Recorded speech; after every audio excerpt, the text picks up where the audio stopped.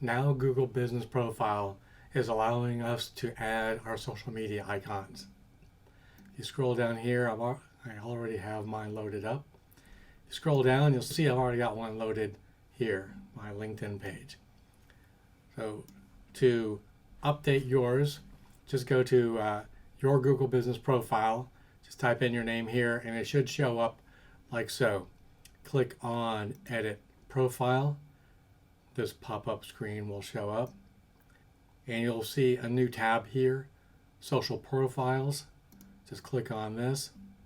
You'll see I already have my LinkedIn profile on here. I'm going to let's add my Facebook profile. Go back here and paste that in. It's now being called X. Bingo. And you can put in your Instagram, Pinterest, or TikTok. I'm just going to go ahead and add those for right now.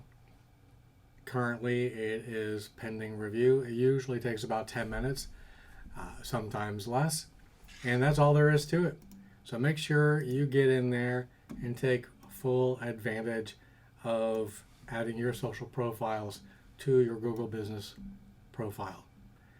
If there's anything else you have questions about, please feel free to let me know. Make sure you hit the like and subscribe button in case there is more news that I can share with you.